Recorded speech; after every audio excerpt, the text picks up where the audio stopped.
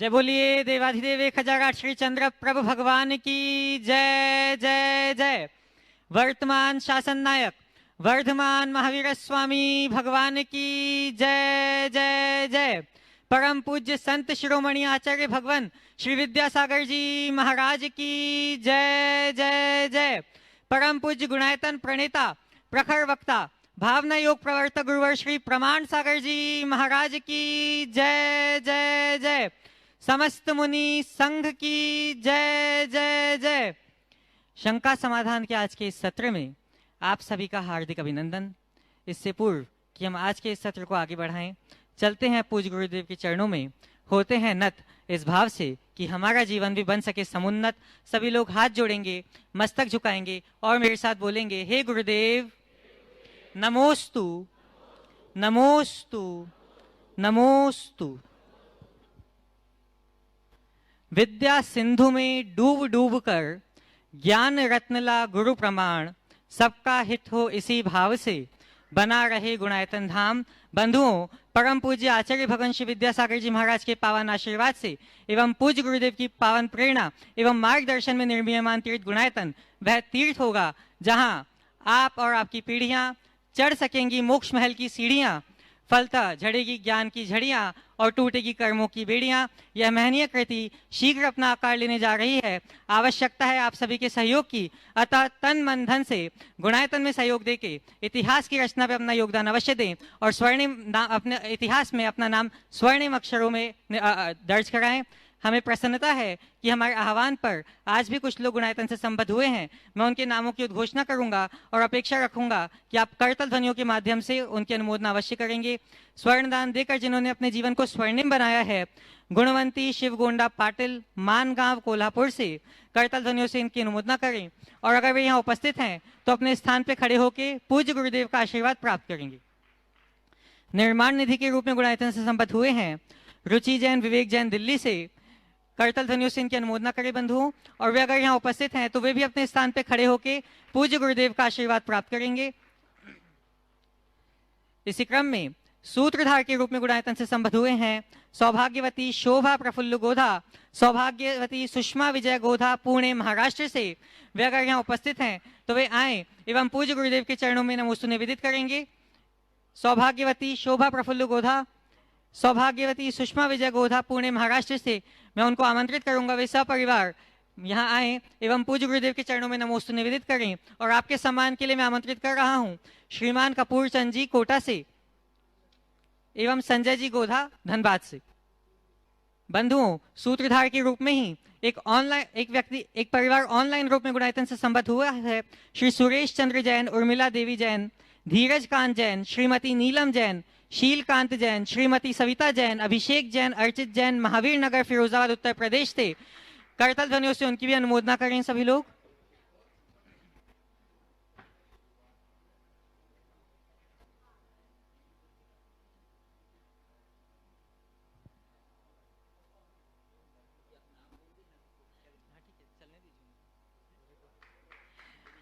सूत्रधार के रूप में ही जो आज ऑनलाइन जुड़े हैं श्री सुरेश चंद्र जैन, उर्मिला देवी जैन, धीरज कांत जैन, श्रीमती नीलम जैन, शीलकांत जैन, श्रीमती सविता जैन, अभिषेक जैन, अर्चित जैन, महावीर नगर फिरोजाबाद उत्तर प्रदेश से।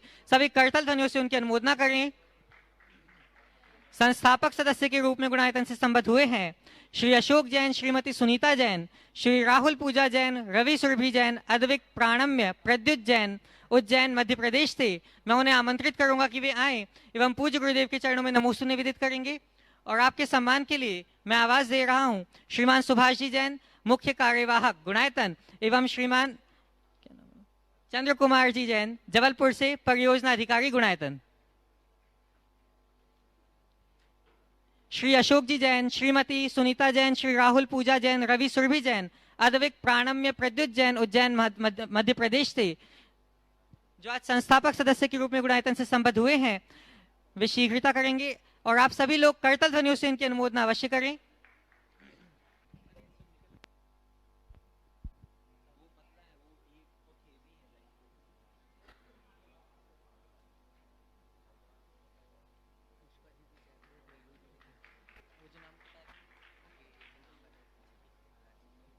बंधुओं, दो छोटे बालकों ने भी गुणायतन की महनीय योजना देखकर सहयोग देने का मन बनाया और अपनी सेविंग्स को गुणायतन के लिए समर्पित करने का मन बनाया है। मैं आवाज दे रहा हूँ मोक्ष जी जैन, अनुज जी जैन को कुरवई से वे आए और यहाँ पे श्रीमान हरीश जी कागजी को गुणायतन के लिए अपनी सेविंग्स समर्पित करेंगे।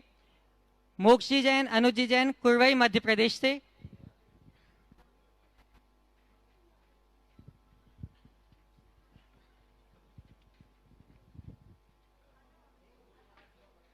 सम्मान के इस क्रम के बाद मैं प्रथम प्रश्न के लिए आमंत्रित कर रहा हूं मोक्ष जैन कुरवई से और आपके बाद तैयार रहेंगे जयश्री जैन सागर से।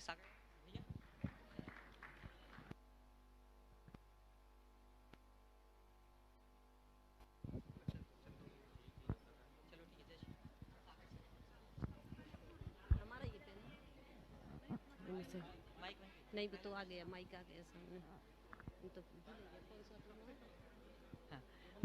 मोक्ष जैन अपना प्रथम प्रश्न प्रस्तुत करेंगे और आपके बाद तैयार रहेंगे जयश्री जैन सागर से। हम तो जैसे मोक्ष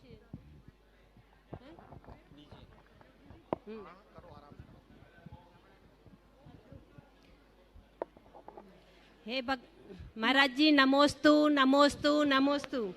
हे महाराज जी नमोस्तु नमोस्तु नमोस्तु।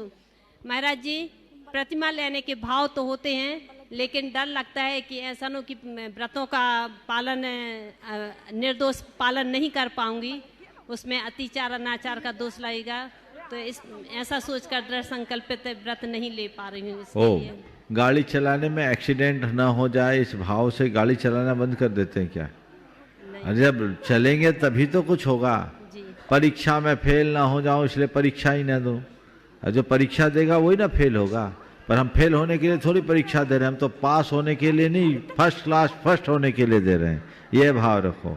हम दोष लगाने के लिए प्रतिमा नहीं ले रहे हैं, निर्दोष व्रतों का पालन करने के लिए प्रतिमा ले रहे हैं। अपने मन को ऐसा मोटिवेशन दो, और मुझे दोष नहीं लगाना है, बुद्धिपूर्वक मुझे दोष नहीं लगाना है, और दोष लगेगा तो फिर गुरु चरणों में जाके निवेदन करेंगे। नमोस्तु नमोस्तु नमोस्तु। हाँ। उपस्थित होंगे मोक्ष जी जैन कुरवई से और आपके बाद तैयार रहेंगे रूपाली जी जैन अशोकनगर मध्य प्रदेश से। नमोस्तु महाराज जी। मेरा प्रश्न यह है कि छात्र जीवन में धर्म का पूर्ण रूप से पालन नहीं हो पाता है तो उससे पाप तो लगता है, लेकिन जब अपने पैरों पर पूर्ण रूप से खड़े हो जाते हैं तो ऐसा क्या काम करें कि पुराने पाप का सब दोष नए पुण्य का संचय हो। बहुत सुंदर। देखो, छात्र जीवन का पहला धर्म क्या है? अधर्म नहीं करना। तुम धर्म नहीं कर सकते, कोई परवाह नहीं, अधर्म से बचे रहो, इसी में जीवन तर जाएगा। और जब अपनी जिम्मेदारी पूरी हो जाए तो जितनी धार्मिक क्रियाएं कर सकते हो उनको करो। पापों से बचते हुए देव पूजा करो, दान का काम करो और व्रत संयम का पालन करो, उससे पाप नष्ट होगा। नमोस्तु महाराज जी। नमोस्तु महाराज जी। उपस्थित होंगी रूपाली जी जैन अशोकनगर मध्य प्रदेश से और आपके बाद तैयार रहेंगे श्रीमान अशोक कुमार जी दोषी बड़वानी मध्य प्रदेश से। शादी होने के बाद ससुराल में रिश्तों को कैसे निभाया जाए और उनमें सामंजस्य कैसे बिठाया जाए? ससुराल में रिश्ते को कैसे निभाया जाए? ससुराल को अपना घर मान लो, रिश्ते अपने आप निभ जाएंगे। और सामंजस्य जब कैसे तक ससुराल को ससुराल मानोगे ना, ससुराल अपनत्व से नहीं भरेगा, तब तक रिश्ते निभना मुश्किल है। आपने जो सवाल किया, सामने वाला भी तो ऐसा कर रहा है, इसका मतलब दाल में काला शुरू हो गया है। दाल में काला वाली बात हो गई। हमें दोनों तरफ से ये बात ध्यान रखना चाहिए।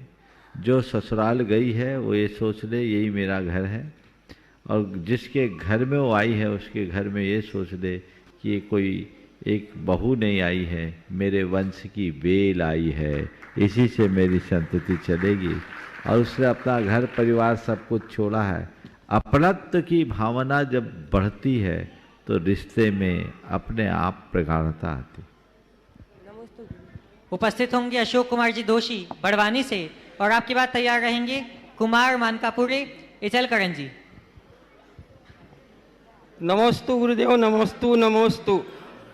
गुरुदेव, ऐसा कहा जाता है कि काम ऐसा हो कि एक पहचान बन जाए, कदम ऐसा चलें कि निशान बन जाए।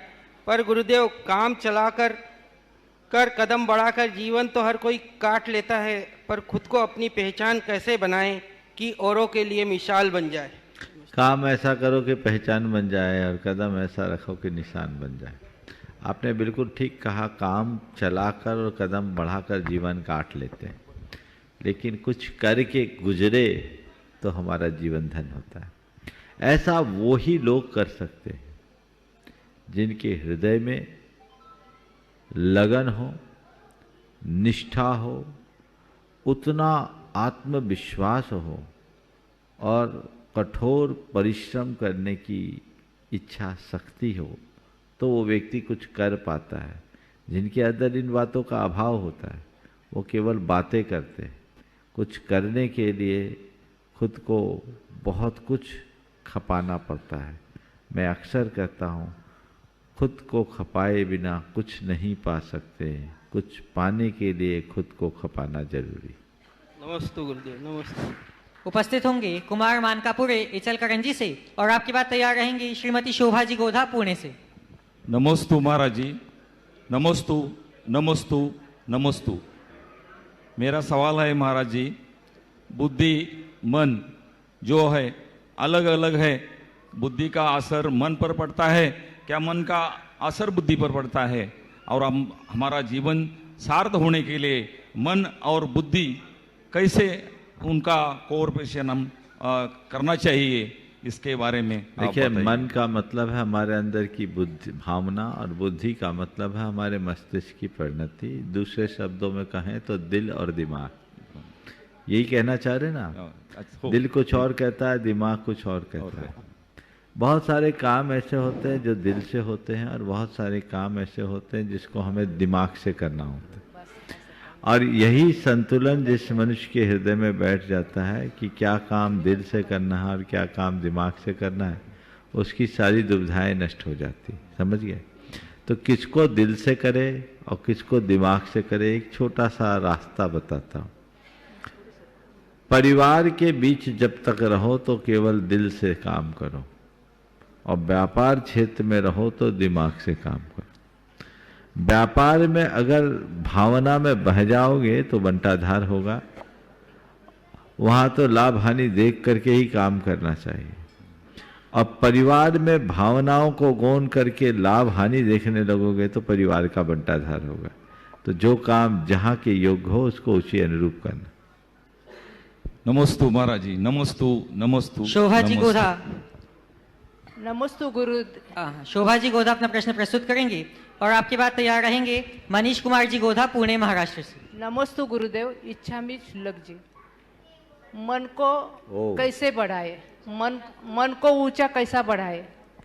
मन को ऊंचा कैसा बढ़ाए? देखो, एक लता को ऊंचा उठाने के लिए क्या करना पड़ता है? उसको आधार देना पड़ता है। कोई अच्छा आधार दे दो। मन को ऊंचा उठाना है तो उसको अच्छा आलम्बन दे दो। सत्पुरुषों की संगति में अपने मन को समर्पित कर दो, अपने आप मन ऊपर उठ जाएगा, फिर कुछ कहने की जरूरत नहीं पड़ेगी। हाँ, मनीष कुमार जी गोधा अपना प्रश्न प्रस्तुत करेंगे और आपके बाद तैयार रहेंगी श्रीमती साधना पवन जी कासलीवाल। श्रीमती साधना पवन जी कासलीवाल उपस्थित होंगी और आपके बाद तैयार रहेंगे श्रीमान प्रमोद जी शोभा जी पाटनी दुर्ग से। नमोस्तु महाराज श्री, नमोस्तु चुल्लक जी की नमोस्तु। इच्छा में इच्छा महाराज जी, आज मैं पैदल वंदना परिक्रमा करके आई हूँ तीर्थराज पहाड़ की। महाराज श्री, मेरा क्वेश्चन है, क्या जैन कुल में जन्म लेने से व्यक्ति जैन होता है? अगर कोई व्यक्ति ब्राह्मण या महेश्वरी है और जैन धर्म की क्रिया करता है और जैन बनना चाहता है तो उसे क्या करना चाहिए? देखिए, जैन शब्द जातिवाचक शब्द नहीं है, गुणवाचक शब्द है। जो स्वयं को जीतता है उसका नाम जिन है, और जो जिन का अनुसरण करता है वो जैन है। इस अर्थ में जैन कोई भी बन सकता है, उसके लिए किसी जैन के घर में जन्म लेना है जरूरी नहीं।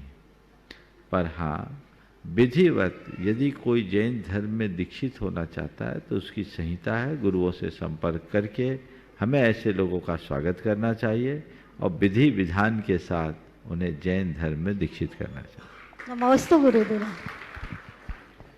उपस्थित होंगे श्रीमान प्रमोद जी शोभा जी पाटनी दुर्ग से और आपके बाद तैयार रहेंगे श्रीमती सरोज जी पांड्या डाल्टनगंज से गुणायतन ट्रस्टी।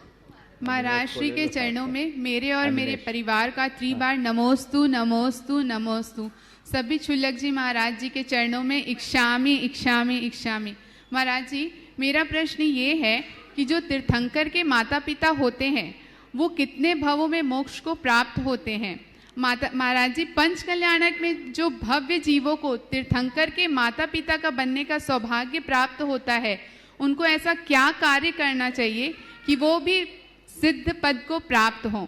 और महाराज जी, एक प्रश्न इसी में और है मेरा, हम ऐसे क्या कर्म करें कि हमें तीर्थंकर के माता पिता बनने का सौभाग्य प्राप्त हो? देखिए, तीर्थंकर के माता पिता कोई साधारण प्राणी नहीं होते, ये महापुरुष होते हैं, लोक में दुर्लभ है। प्रत्येक काल चक्र में 24 दंपति को ही ये सौभाग्य मिलता है जिन्हें तीर्थंकर के को जन्म देने का गौरव प्राप्त होता है।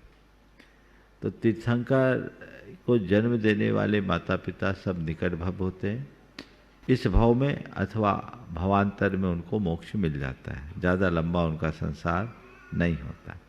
माता को इस भव से स्वर्ग में जाना होता है, वहाँ से आते हैं तो मोक्ष जाते हैं। पिता तद्भव में भी मोक्ष जा सकते हैं अथवा स्वर्ग की यात्रा करके मोक्ष जा सकते हैं। जिन्हें भगवान की माता पिता बनने का सौभाग्य मिला पंच कल्याणकों में, उन्हें अपनी भाव विशुद्धि को बहुत उत्तम बनाना चाहिए।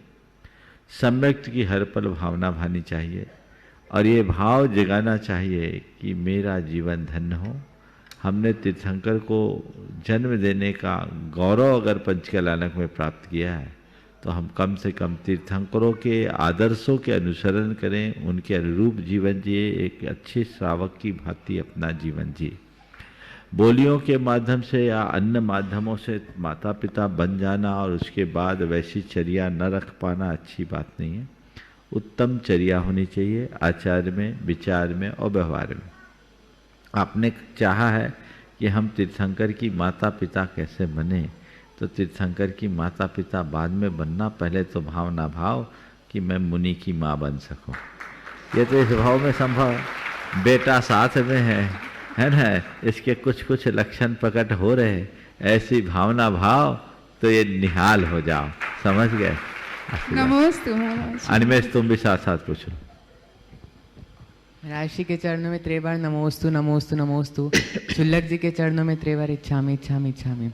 महाराज जी, मेरा प्रश्न ये है कि हमें प्री प्लान वर्क करना चाहिए, हमें प्री प्लान वर्क करना चाहिए कि जो चल रहा है आगे करते करते काम करना चाहिए। जैसे कि अगर हम प्री प्लान वर्क करते कि अगर ये पूरे दिन का शेड्यूल है या पूरे साल में 5 साल में हमें ऐसा करना है, तो उसमें वो क्रिएटिविटी नहीं आ पाती है। लेकिन अगर हम वही विदाउट प्लानिंग अगर वर्क करते हैं तो उसमें हम क्रिएटिविटी ला सकते हैं, नई चीज़ें ऐड कर सकते हैं और कुछ नई सोच को ला सकते हैं। तो हमें क्या करना चाहिए? प्री प्लान करना चाहिए या विदाउट प्लानिंग करना चाहिए? देखो, बहुत अच्छी बात है, क्रिएटिविटी अच्छी बात है, लेकिन एक बात हमेशा ध्यान रखना, अच्छा रिजल्ट पाने के लिए हमें कार्य योजना के साथ काम करना चाहिए।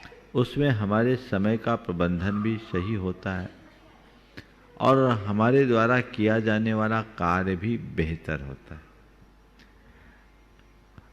अटेंडम अचानक कोई काम कर ले, जो सामने आ गया वो काम कर ले। कुछ लोगों में ऐसी प्रतिभा होती कि जो सामने आया उसे वो कर लेते हैं, लेकिन ऐसे व्यक्ति यदि पहले से विचार करके करे तो और बेहतर कर सकते हैं। इनोवेशन केवल एक्टिविटीज में नहीं होती, इनोवेशन सबसे पहले मनुष्य के मस्तिष्क में होता है, उसकी सोच में होनी चाहिए। जब मनुष्य के सोच में कोई अच्छी बात भरती है तो वो जो कुछ भी करता है सब अच्छा होता है। इसलिए उत्तम तो यही है कि कार्य योजना बना करके काम करें, लेकिन इसके बावजूद कई बार ऐसे मौके आते हैं जो अचानक आते हैं और एक अच्छे अवसर के रूप में आते हैं। अब हमने सोचा नहीं तो करे नहीं, तो वो मामला ठीक नहीं। जितनी चाबी भरी राम ने उतना चले खिलौना नहीं होना चाहिए। एक प्रतिभा है, प्रत्युत्पन्न मतित्व। क्या बोला? प्रत्युत्पन्न मतित्व। प्रत्युत्पन्न मतित्व क्या होता है? Presence of mind. कोई भी प्रॉब्लम हो, इंस्टेंट सॉल्यूशन होना चाहिए। सूझबूझ संपन्न व्यक्ति अपने अनुभवों के बल पर, अपनी समझ के बल पर व्यक्ति रास्ता निकालने में समर्थ हो जाता है। लेकिन ऐसा हर किसी में नहीं पाया जाता, वो विरल होते हैं। मैं तुम जैसे युवकों से कहूँगा, अपने जीवन के आरंभिक दिनों में तो ये बहुत जरूरी है, एक डिसिप्लिन लाना चाहते हो तो कार्य योजना बनाकर काम करो तो अच्छा रिजल्ट दे पाओगे। जो चल रहा है वो चलो ठीक नहीं। अभ्यास होने के बाद आप फ्री हो सकते हो। मैं अपनी एक बात बताऊं रहस्य की। आजकल मैं बैठता हूँ, शुरू हो जाता हूँ, कोई भी सवाल आता है उत्तर दे देता हूँ, प्रवचन करने के लिए आता हूँ, नमोकार बोलता हूँ, शुरू हो जाता हूँ। आप लोगों को लगता है कि महाराज तो बड़े सहजता से प्रवचन दे देते हैं, कुछ सोचना ही नहीं पड़ता। और वाकई में आज मुझे कुछ भी नहीं सोचना पड़ता, बल्कि मैं सोचता ही नहीं हूँ, शुरू हो जाता हूँ। लेकिन जब मेरे पास्ट में जाओगे ना, तो जब मेरे जीवन का प्रारंभिक दौर था तो 3 बार सोचता था, 1 बार प्रवचन करता था। 1 घंटे के प्रवचन के प्रिपरेशन में मेरे 3 घंटे खपते थे। तब मैं तैयार होकर जाता था। एकदम अपनी शुरुआती बात कर रहा हूं, 1985, 86, 87, 88 तक, और बल्कि 90, 91 तक। बोलना है, क्या बोलना है, पहली बार में मैं अपने माइंड में विचारों को कलेक्ट करता था, दोबारा उसको सेट करता था बैठे बैठे बिना किताब खोले, और तीसरी बार में उसको मैं फाइनल टच देता था। फिर जाकर पूरे कॉन्फिडेंस के साथ बोलता था तो बोल पाता था और वो लोगों को प्रभावी होता। मैं ये मानता हूं कि उस समय का वो अभ्यास आज मेरे काम में आता है। बुद्धि समय पाकर निखरती है, ज्ञान समय पर पकता है। लेकिन अरे कोई कह दे, अरे महाराज जी तो कुछ बोलते, तैयारी करने की जरूरत नहीं, तो हम भी ऐसे ही चले जाए तो कहीं का ईंट कहीं का रोड़ा, भानुमति का कुनवा जोड़ा होगा। 1 घंटा पूरा कर दोगे लेकिन सार नहीं निकलेगा। तो सार्थक और सारभूत परिणाम चाहिए तो आपको योजनाबद्ध तरीके से काम करने का अभ्यास करना चाहिए। नमोस्तु महाराज श्री। उपस्थित होंगी श्रीमती सरोजी पांड्या, डाल्टनगंज से गुणायतन ट्रस्टी, और आपके बाद तैयार रहेंगे अतिशय जी गोधा धनबाद से। परम पूज्य मुनि प्रमाण सागर जी महाराज के चरणों में त्रिबार नमोस्तु नमोस्तु नमोस्तु। शुल्लक जी के चरणों में वंदामी वंदामी वंदामी इच्छामी इच्छामी इच्छामी इच्छामी सॉरी। महाराज जी, मेरा सवाल बच्चों की तरफ से है। 2 लोगों ने व्रत रखने का संकल्प लिया, निर्जला व्रत रखने का। पहली बार आधा दिन तो उनका निकल गया। एक बच्चा सोचा कि अब मेरे से गर्मी बहुत थी, प्यास की बाधा बहुत हो गई है, अब मेरे से पूरा ये दिन नहीं निकल पाएगा। तो उसने ये सोचकर पानी पी लिया कि ताकि मेरा पूरा दिन भजन कीर्तन में या धर्म ध्यान में जा सके, क्योंकि ऐसे तो मुझे प्यास की इतनी बाधा है कि मेरे से धर्म ध्यान नहीं हो पा रहा है। और दूसरे ने यह सोच के कि नहीं, मेरा चूंकि नियम लिया हुआ है तो मैं पानी तो नहीं पी सकता, लेकिन उसका पूरा आधा दिन और पूरी रात पानी में ही चला गया। उन्हें वो धर्म ध्यान कर पाया और उसका समय घड़ी में ही देखते चला गया। तो महाराज जी, ये दोनों में से कौन अच्छी है, बेहतर है? दोनों की अपेक्षा एक तीसरे को खड़ा करना पसंद करेंगे। और उपवास करने से पहले उपवास का अभ्यास, एकाएक उपवास करने की अपेक्षा पहले उपवास का अभ्यास करो। ऐसे लोगों को जिनको एकदम भी उपवास नहीं बनता, वो एक आसन का अभ्यास करे, केवल जल लेने का अभ्यास करे या पेय पदार्थ लेने का अभ्यास करे। एक बार पेय पदार्थ लेंगे, काम चला लेंगे, फिर धीरे धीरे उपवास की बात सोचे। स्टेप बाय स्टेप चलेंगे तो कठिनाई नहीं होगी, तन भी सज जाएगा, मन भी बस जाएगा। अब इन दोनों में जो आपने बात कही, प्रतिज्ञा को निभाना चाहिए, अपने व्रत को खंडित नहीं करना चाहिए। और ऐसे बच्चों को हमें प्रोत्साहित करना चाहिए कि बेटे तुमने उपवास लिया, ज़्यादा दिन तो दिन का बहुभाग बीत गया, अब थोड़ा सा बचा है, अपने मन को जगाओ और भूल जाओ, सब कुछ ठीक होगा, अपना मन डाइवर्ट कर लो, खाने पीने से कुछ नहीं होता, तुम कितने बड़े तप के धारक बन रहे हो, प्यास को अपने ज्ञान से बुझाओ। उसको थोड़ा अच्छा संबोधन दें, उसे मोटिवेशन दें, तो उसका मन पानी से हट जाएगा और धर्म ध्यान में लग जाएगा। और उसमें हमें टिकाना चाहिए। थोड़ी सी गलती परिवारजनों द्वारा हो जाता है, जो उसको उसके अनुकूल वातावरण नहीं दे पाते। हाँ हाँ बेटा, अब तेरा मन खराब हो गया, बार बार दिन भर भोजन में ध्यान जाने से अच्छा है पानी पानी, अच्छा तो पी ले। मन तोड़िए मत, मन को मोड़िए, उसे उत्साहित कीजिए ताकि वो अपने व्रतों में अडिग रह सके। शरीर है, शरीर की शिथिलता कम होती है, मन की शिथिलता ज़्यादा होती है। तो मन को मोड़ दो तो बड़ी बड़ी बाधाएं भी बहुत सहजता से पूरी की जा सकती है। तो उसके मन को मोड़े, जीवन की धारा मोड़े, रास्ता प्रशस्त हो। एक मिनट भैया महाराज जी, जैसे उसने नियम तो नहीं तोड़ा, इसका पुण्य तो मिला, लेकिन उसको फिर बोलो बेटा आप तुम ऐसे ही करते रहो, पहली बार में हालत टाइट होगी, दूसरी बार में थोड़ी लाइट होगी और तीसरी बार करोगे तो एकदम राइट हो जाएगी, चिंता मत करो। नमस्ते गुरुवार, नमस्ते गुरुवार, नमस्ते गुरु। अतिशय जी गोधा धनबाद से एवं आपके बाद तैयार रहेंगी श्रीमती अश्मिता जी गोधा जयपुर से। नमोस्तु महाराज जी। महाराज जी मेरा यह प्रश्न है कि हमें हम बच्चों को धर्म से हमेशा हमेशा के लिए कैसे जुड़े रहना चाहिए और उससे भटकना नहीं चाहिए, थोड़ा प्रकाश डालें। वाह, हम बच्चों को धर्म से हमेशा हमेशा के लिए जुड़ने के लिए क्या करना चाहिए, तुम यही पूछना चाहते हो? हाँ महाराज जी। देखो, जो हमें घर परिवार में और गुरुजनों से धर्म के संस्कार मिले उसको एकदम अंटी में बांध के रखना चाहिए कि उसको भूलना नहीं, अपने हृदय में बिठा लेना चाहिए कि ये मेरे जीवन की एक लिमिट है, समझ गए? उसे मुझे क्रॉस किसी भी हालत में नहीं करना है, ठीक? इसके बाद हमें मंदिर, पाठशाला, इससे अपने आप को जोड़ कर रखना चाहिए। घर परिवार में भी बच्चों को धर्म ध्यान बनाए रखने के लिए पूरे दिन में कम से कम 15 मिनट के लिए धार्मिक वातावरण बनाना चाहिए। हर घर में ऐसा करना चाहिए कि परिवार के सभी सदस्य मिलकर कुछ पाठ करे, विनती करे, स्तुति करे, भजन करे, 15 मिनट 20 मिनट सब मिलकर के बैठे धर्म की चर्चा करे ताकि एक धार्मिक भावना का संचार हो सके।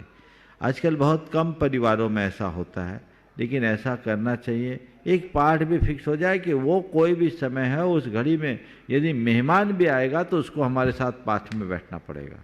ये वातावरण बनाना चाहिए। जितने भी लोग हों उनको एक बार बैठना चाहिए और बैठ करके इस तरह का काम करना चाहिए। इससे बच्चों को प्रेरणा मिलती है।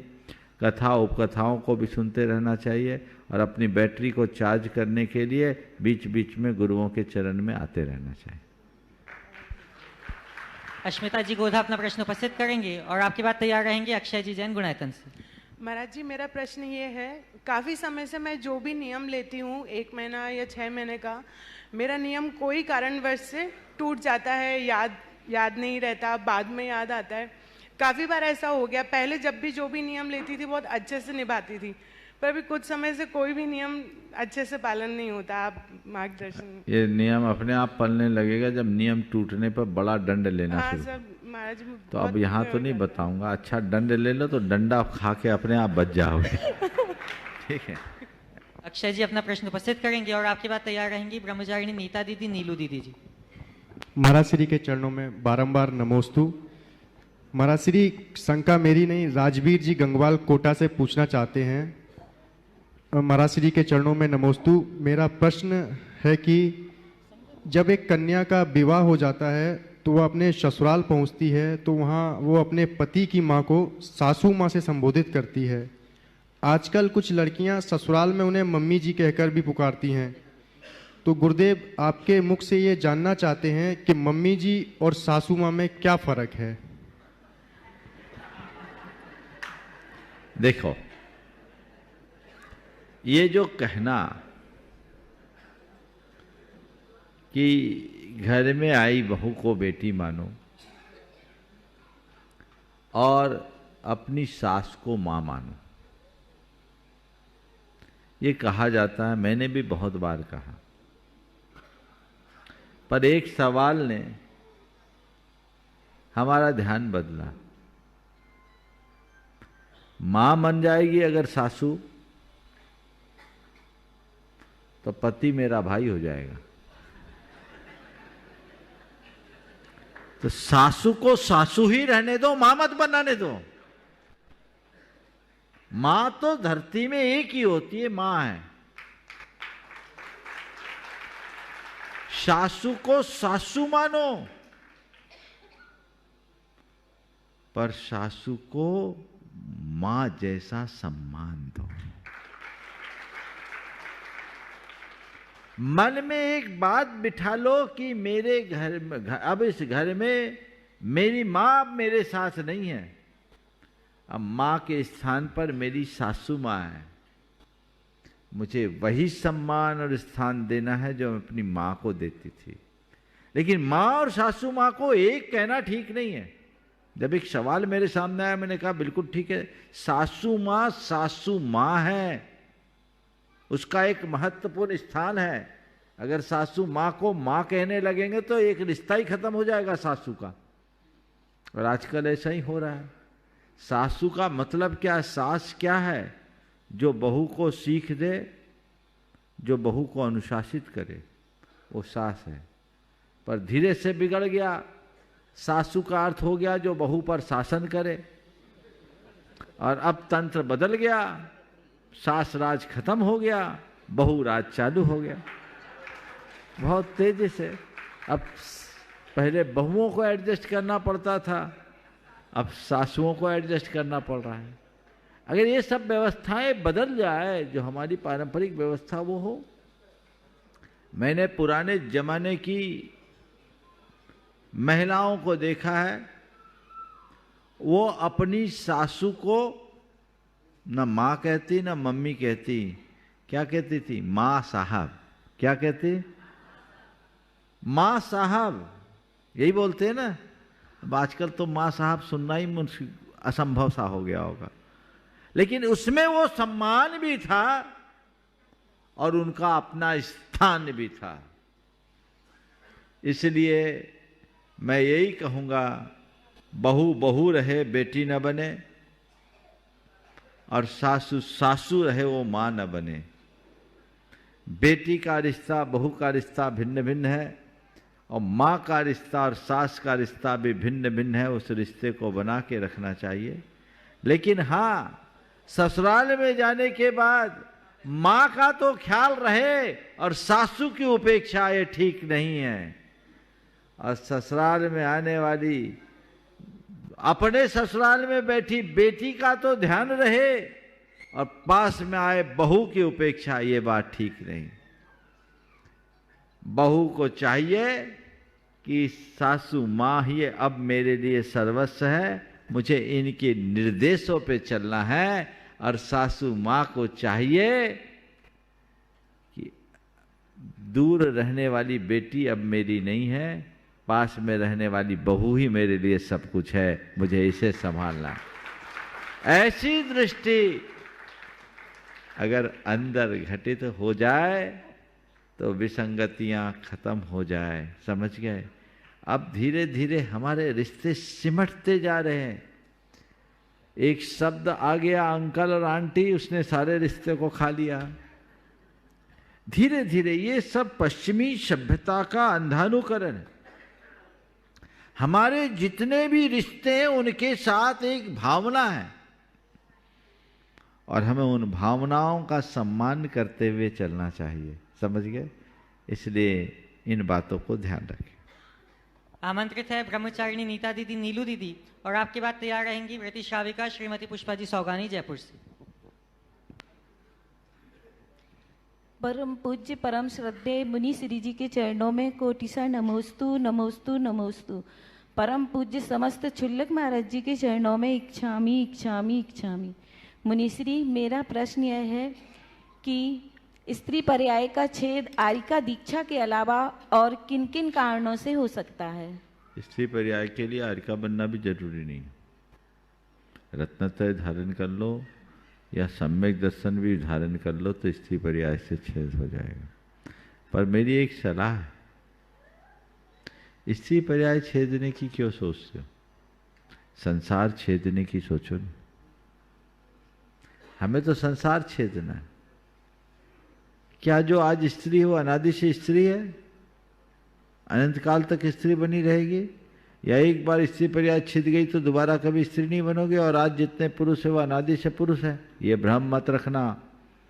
ये जितने पुरुष बैठे हैं अनंतों बार स्त्री और नपुंसक हो चुके हैं, और आप स्त्रियां जितनी हैं अनंतों बार पुरुष और नपुंसक हो चुकी और हो भी सकती है। इसलिए इन बातों पर बिल्कुल ध्यान नहीं देना। नमस्ते महाराज। नमोस्तु महाराज जी। महाराज जी, मेरा प्रश्न सर्वार सिद्धि के 8वें अध्याय से है कि जीव विपाकी और पुद्गल विपाकी क्या है, उदाहरण सहित समझा दीजिए। सुबह की क्लास में बैठ जाओगे तो ज़्यादा अच्छे से समझा देंगे, है ना? कल रहोगे आप? हाँ, चलिए। नमस्ते। उपस्थित होंगी वृत्ति श्राविका श्रीमती पुष्पा जी सोगानी जयपुर से, और आपके बाद तैयार रहेंगे श्री राहुल जी पूजा जी जैन, जो आज ही गुणायतन से संस्थापक सदस्य के रूप में संबद्ध हुए हैं। महाराज श्री के चरणों में कोटि कोटि प्रणाम। शुल्लक जी महाराजों के चरणों में इच्छा। महाराज श्री, एक अमीर आदमी का कचरा होता है, अगर वो गरीब आदमी को मिल जाता है तो क्या अमीर आदमी का कचरा हाँ। गरीब आदमी को मिलता है तो उसके लिए वो खजाना हो जाता है, तो उसके लिए वो खजाना मिल जाता है उसको। तो महाराज श्री, हम हमारे कचरे भरी दिनचर्या को किस रूप से परिवर्तन करें कि वो हमारा खजाना अमूल्य बन जाए समय? कचरे भरी दुनिया को कैसे संभाले कि वो अमूल्य खजाना बन जाए? मैंने एक जगह देखा,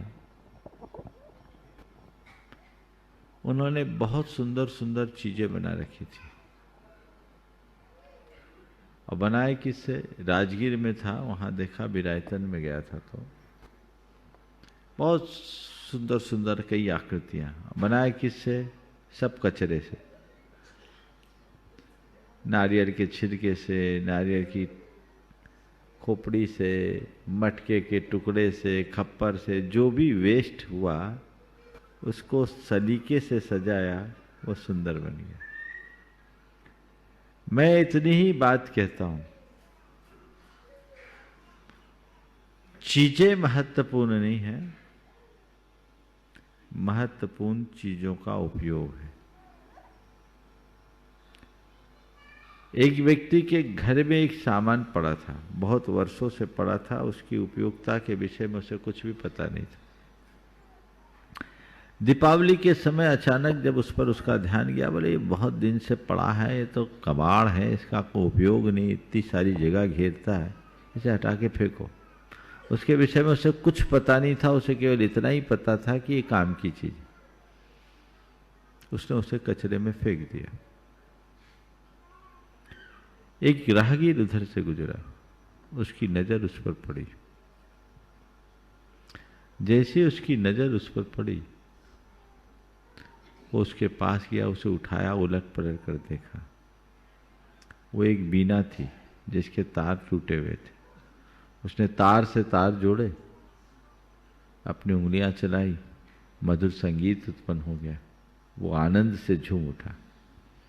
थोड़ी देर पहले जो किसी के लिए सिरदर्द था, वही संगीत बन गया। सिरदर्द उसके लिए जो उसका उपयोग नहीं जानता, और संगीत उसके लिए है जो उसका उपयोग जानता है। अपने जीवन को कचरे की भांति भी बर्बाद किया जा सकता है, और अपने जीवन से कुछ कर गुजरने की क्षमता भी विकसित की जा सकती है। उपयोग सीखे और उसी दिशा में आगे बढ़े। उपस्थित होंगे श्रीमान राहुल जी पूजा जी जैन, उज्जैन मध्य प्रदेश से, और आपके बाद तैयार रहेंगी श्रीमती सुनीता जी कमलेश जी जैन, जैन कॉलोनी इंदौर से।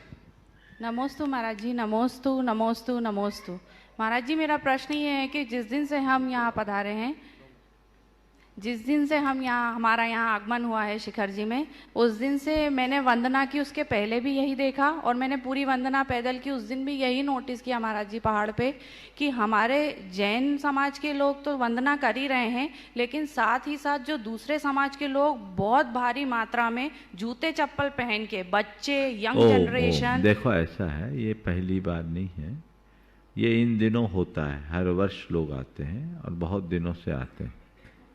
हमारा काम उनके प्रति इस तरह से रिएक्शन करना उचित नहीं है, उनको प्यार से समझाने का है।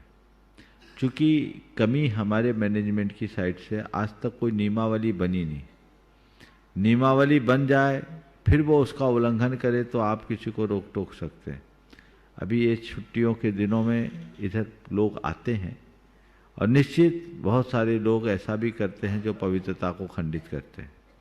हमें उन्हें इस बात को बड़े प्रेम से समझाना चाहिए कि ये पूज्य स्थल है, पवित्र स्थल है, इसकी पवित्रता को बनाए रखें, उसे बरकरार रखें। लेकिन उनके विरुद्ध जो हमारे यात्री लोग तरह तरह से प्रतिक्रियाएं देते हैं, मैं देख रहा हूँ कि उसका परिणाम अच्छा नहीं आ रहा है, उसका उल्टा दुष्प्रभाव पड़ रहा है। हमें उनका हृदय से स्वागत करते हुए उन्हें ये बात बतानी चाहिए कि कोई धर्मस्थल है तो धर्मस्थल में आने की क्या मानसिकता होनी चाहिए। ये पिकनिक स्पॉट नहीं है, पूज्य स्थल है। यहाँ आप अगर पूज्यता का और पवित्रता का ध्यान रखकर आओगे तो आपके जीवन का कल्याण होगा, और जो हरकतें की जा रही है यदि ऐसा होगा तो आपका बहुत नुकसान होगा। ये चीज़ें टोकते हुए नहीं, कटाक्ष करते हुए नहीं, बड़े प्यार से बैठा के समझा कर कहा जाए तो हो सकता है। और इसमें सबसे पहली आवश्यकता है नियमावली की। संयोग कुछ ऐसे बन रहे हैं कि नियमावली लोग बना नहीं पा रहे हैं। यहाँ जो भी जिनके हाथ में व्यवस्थाएं हैं उनको उनकी नियमावली बनानी चाहिए, क्योंकि पर्वत की संपूर्ण व्यवस्था भारतवर्षीय दिगंबर जैन तीर्थ क्षेत्र कमेटी और जैन श्वेतांबर सोसाइटी के ही हाथ में है। इन्हीं संस्थाओं की ये जिम्मेदारी है कि यहाँ के स्थानीय लोगों से मिलकर बातचीत करके नियमावली बनाएं और लोगों को उसी नियमावली के अनुरूप दर्शन, वंदन, पूजन का अवसर प्रदान करें, तो सारी दुविधाएं खत्म हो। नमोस्तु महाराज जी, नमोस्तु। उपस्थित होंगी श्रीमती सुनीता कमलेश जी जैन, जैन कॉलोनी इंदौर से, और आपके बाद तैयार रहेंगे श्रीमान शीतल जी दुग्गड़। महाराज जी के चरणों में त्रेबार नमोस्तु नमोस्तु नमोस्तु। छुल्लक जी महाराज के चरणों में इच्छामी इच्छामी इच्छामी। महाराज श्री, मैं प्रश्न पूछने से पहले एक निवेदन चाहती हूँ। मेरी बहन जो मेरे साथ तिलक नगर इंदौर से आई है, ये अपने भावना योग का कुछ अनुभव शेयर करना चाहती है। दीजिए। नमोस्तु गुरुदेव, नमोस्तु नमोस्तु। गुरुदेव, मैं 2 वर्ष से भावना योग कर रही हूँ। मुझे 2 वर्ष हो गए भावना योग करते करते। मैं पहले चश्मा लगा के पढ़ना पड़ता था, हर कार्य चश्मा लगा के करना पड़ता था। अब मुझे चश्मा लगाने की ज़रूरत नहीं पड़ती। मैं बारीक अक्षर भी बगैर चश्मे के पढ़ सकती हूँ, और जो भी भावना भाती हूँ वो बार बार भाती हूँ, वो पूर्ण होती है। धार्मिक भावनाएं मैं ज़्यादा भाती हूँ, वो है मेरी सब पूर्ण होती है। भावना योग मैं मतलब कंटिन्यू करती हूँ, कभी एक दिन भी मिस नहीं करती। बहुत सुंदर। मेरा प्रश्न है महाराज श्री, मंदिर में रात्रि में घंटी नहीं बजाई जाती है क्योंकि उससे जीव हिंसा होती है, लेकिन रात्रि में जब मंदिरों में भजन कीर्तन एवं भक्तामर का पाठ होता है म्यूजिकल के साथ, तब उसमें बहुत सारे वाद्य यंत्रों का प्रयोग होता है, तो क्या उसमें जीव हिंसा नहीं होती है? देखिए, पहले तो मैं कहूँगा बहन जी का भावना योग का जो अनुभव है, कल आपका अनुभव भी बन सकता है। सभी लोग इनसे प्रेरणा लें और भावना योग को अपनी दिनचर्या का हिस्सा बनाएं। ये एक ऐसा अभिनव प्रयोग है जो आपके तन को स्वस्थ, मन को मस्त और चेतना को प्रशस्त करेगा। प्राय लोग बीमार होने के बाद भावना योग की ओर झुकते हैं। मैं आपसे कहूँगा, अगर आप नियमित भावना योग करें तो बीमार होने का सवाल ही नहीं होगा। यह अभ्यास सभी को रखना चाहिए। गुरुदेव, मैंने कैंसर वाले को भी बताया है भावना योग। उसको कैंसर था, वो बहुत घबरा रहा था, पर इसके करने से उसको भी फर्क है। बहुत सुंदर। बहुत अच्छा असर है। प्राय आप देखते हैं सप्ताह में 2-3 प्रकरण जिनको मौका मिल जाता है, ये बहन जी भी 3 दिन बाद आज मौका मिल पाया इनको, तो जिनको मौका मिल जाता है वे अपने अनुभव सुनाते हैं। हो सकता है कल आपका अनुभव भी लोगों के बीच प्रकट हो। आपने जो सवाल किया कि मंदिर में रात्रि में घंटा नहीं बजाते और विभिन्न वाद्य यंत्र बजाते हो, देखिए हमारी पूजा आराधना के लिए दिन का समय है। रात्रि में यदि पूजा आराधना में किसी म्यूजिकल इंस्ट्रूमेंट्स को आप प्रयोग में लेते हैं तो संयत भाव से करना चाहिए, पर घंटा न बजाने का एक अलग प्रयोजन है। अन्य वाद्य यंत्र के नाद में और घंटे के नाद में बड़ा अंतर है। घंटा जैसे कहीं भी बजाते, घंटा बजाए टन, तो पशु पक्षी सबकी नींद खुल जाती है। बच्चे भी एक बार घंटे की आवाज़ सुन करके घबरा उठते हैं। तो जैन धर्म अहिंसा प्रधान धर्म है और हमारे यहाँ हर बात को बड़ी संवेदनशीलता के साथ स्वीकारा गया है। तो इतनी संवेदना के साथ ये बात बताई गई कि पशु पक्षी को भी परेशानी ना हो, तो तुम धर्म ध्यान करो, अपना ढंग से करो। ढोल मजीरे में वैसी बात नहीं आती, टंकार नहीं आती, लेकिन घंटे में क्या होती है, टंकार आती। इसलिए मंदिरों में रात्रि में घंटा नहीं बजाया जाता, दिन में बजाया जाता है। बाकी वाद्य यंत्रों के विषय में मैं ये कहूँगा कि वाद्य यंत्र बना उपयोग में ले, लेकिन ध्वनि विस्तारक यंत्रों का उतना ही प्रयोग करे जितना जरूरी है, और एक लिमिट से ज़्यादा उसका लेवल नहीं होना चाहिए। जो हमारी गाइडलाइन है सुप्रीम कोर्ट की, दिन में शायद 40 डेसिबल है ना, 60 डेसिबल, और रात्रि में दिन में 80 डेसिबल और रात्रि में 60 डेसिबल जो है, जो भी उसके मानक हैं, उससे ज़्यादा उसका लेवल नहीं होना चाहिए। धर्म ध्यान आपका अपने मंदिर के परिसर में है तो मंदिर के परिसर में लोग करें, पर ऐसे इंस्ट्रूमेंट्स न बजाएं जो एक दूसरे को परेशान करे। अब डीजे बजा दो और करो तो ये चीज़ें ठीक नहीं। नमोस्तु गुरुदेव, नमोस्तु। उपस्थित होंगे शीतल जी दुग्गड़ और आपके बाद तैयार रहेंगे श्रीमान मनीष जी सिंपल जी जैन, यूनिक एजेंसी सागर से। परम श्री पूज्य प्रमाण सागर जी महाराज के चरणों में नमस्तु नमस्तु नमस्तु वंदन। महाराज साहब, हम ये पूछना चाहते हैं, नमो लोए सब साहुणम के अंतर्गत क्या हम कोई भी जैन धर्म के पंथ के अंतर्गत आते हैं तो हम सभी गुरुवर का दर्शन और उनके मार्गदर्शन कर सकते हैं आराम से, कोई बाधा नहीं होनी चाहिए? देखिए, हम तो रत्नत्रय को जो भी धारण करते उनको साधु मानते हैं, तो जब भी हम नमो लोए सब साहुणम बोले, रत्नत्रयधारी साधु को प्रणाम करें। रत्नत्रय मूल साधु का आधार है। सम्यक दर्शन, सम्यक ज्ञान और सम्यक चारित्र के मार्ग पर जो चलते हैं वे सब बंदनी हैं और हमें उनका बंधन करना चाहिए। उपस्थित होंगे श्री मनीष जी सिंपल जी जैन, यूनिक एजेंसी सागर से, और आपके बाद तैयार रहेंगे श्रीमान देशभूषण जी मोतीलाल जी कंडारकर जैन, लातूर से। महाराज जी के चरणों में मेरी ओर से, मेरे परिवार की ओर से बारंबार नमोस्तु नमोस्तु नमोस्तु। छुल्लक महाराज जी को एक छामी एक छामी एक छामी। महाराज जी, मैंने एक बार देखा मंदिर में किसी के घर में शोर सूतक होती है और किसी को पुरुष वर्ग में मतलब मोक्षाग्र शांति धारा याद है तो वो पूजा नहीं करते, अभिषेक नहीं करते, तो शांति धारा पढ़ सकते हैं कि नहीं पढ़ सकते? दूर से पढ़ सकते, उसमें कोई दोष नहीं। नमोस्तु महाराज जी। उपस्थित होंगे श्रीमान देशभूषण जी मोतीलाल जी कंडारकर लातूर से, और आपके बाद तैयार रहेंगे श्रीमान संदीप जी पुलकेजी जैन, सहारनपुर से। महाराज के चरणों में सब लातूर का, महाराष्ट्र से त्रिवार नमस्तु नमस्तु नमस्तु। गुरुदेव जी, मेरा प्रश्न ये है कि समाज में घटस्फोट की समस्या बढ़ती जा रही है। फिर से बोलिए। गुरुदेव जी, मेरा प्रश्न ये है कि समाज में घटस्फोट की समस्या बढ़ती जा रही है। गंडस्फोट, घटस्फोट, डाइवोर्स। अच्छा, क्या शब्द उपयोग है? भंडस्फोट, डाइवोर्स, घट स्फोट, अच्छा शब्द है। अच्छा, घटस्फोट, हाँ बोलो। हाँ, समस्या बढ़ती जा रही है। घटस्फोट लेने के बाद पति पत्नी दोनों ही दूसरी शादी कर लेते हैं। बच्चों को माँ के घर में पापा पराये लगते हैं और पापा के घर में माँ पराई लगती है। बच्चे परेशान हो जाते हैं, माँ बाप के होते हुए बेसहारा हो जाते हैं। इस समस्या को कैसे बचे? देखिए, विवाह विच्छेद, जिसे आपने घटस्फोट शब्द दिया, घट स्फोट, बिल्कुल घर जिससे फूट जाए वो घटस्फोट ही है। ये भारतीय संस्कृति का कलंक है। हमारे देश में विवाह और वैराग्य दो ही रास्ता है, तीसरा रास्ता नहीं।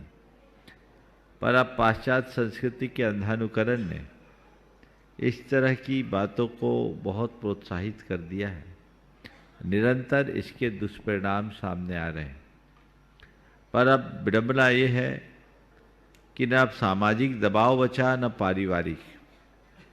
कानूनी भी दबाव उतना नहीं रहा। लोग कदाचित कानूनी पेचीदगियों के कारण तलाक भले न ले पाए पर एक दूसरे के साथ भी नहीं रह पाते। इन सब की जड़ में जाना पड़ेगा। शिक्षा और संस्कार को जगाना होगा ताकि ऐसी घटना ही ना आए। सहनशीलता, संवेदनशीलता, उदारता और संस्कारशीलता को जब तक हम वृद्धिंगत नहीं करेंगे, इस तरह की बातें कभी प्रकट नहीं होगी। देखिए, मैं आपको बताता हूँ, मैं एक ऐसे युवक को जानता हूँ जिसकी धर्मपत्नी इतनी उग्र मिजाज कि कहा नहीं जाए, अपने पति के साथ मारपीट करने वाली, उसको खाना नहीं देने वाली। वो पति दूसरों के घर खाना खाने के लिए बाध्य हो जाता है कई बार। अपने हाथ से बनाए तो भी उसमें उसको व्यवधान डालने वाली। वो थोड़ा व्रती टाइप का है, लेकिन पत्नी उसके साथ बड़ा क्रूर व्यवहार करती। कई लोगों ने उससे कहा कि तुम तलाक ले लो। उसने कहा नहीं, मेरी धर्मपत्नी मानसिक रूप से बीमार है, उसकी सेवा करना मेरा धर्म है, मैं उस धर्म का निर्वाह करूंगा, तलाक क्यों लूं। और साथ में वो बोला कि विवाह मैं करना नहीं चाहता था, माँ बाप के दबाव में विवाह किया। मैं समझता हूँ कि मेरी पत्नी मेरी तपस्या का निमित्त बनकर आई है, उसके व्यवहार को मैं क्षमता से झेलता हूँ, मेरे कर्म झड़ते हैं, ये मेरी तपस्या है। आज भी है। ये मैं भारत की बात नहीं कर रहा हूँ, भारतीय की बात कर रहा हूँ, बाहर रह रहा है, स्थान का नाम नहीं ले रहा हूँ, लेकिन अच्छे से निभा रहा है। क्या ऐसा दृष्टिकोण दूसरे नहीं बना सकते?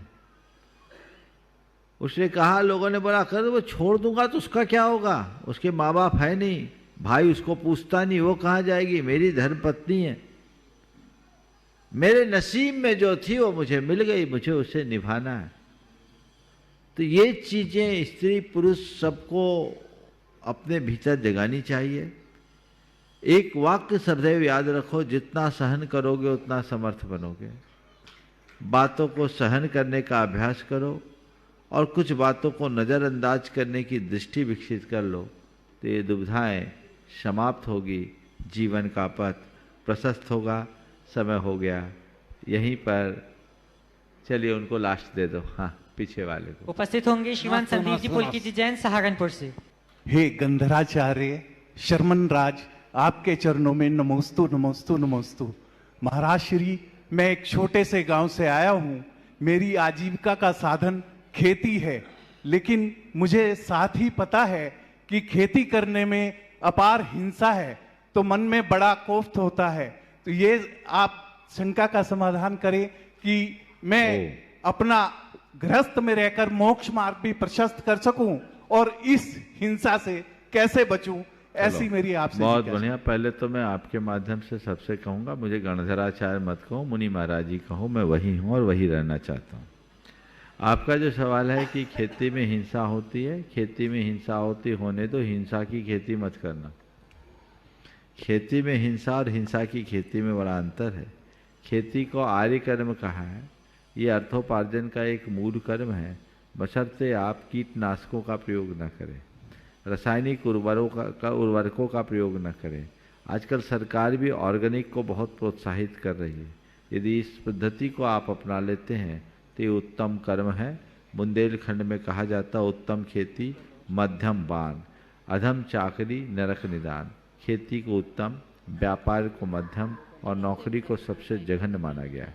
तो हम खेती के कर्म को यथावत चलने दें। समय काफ़ी हो गया, यहीं पर विराम। बोलिए परम पूज्य आचार्य गुरुवर श्री विद्यासागर जी महाराज की।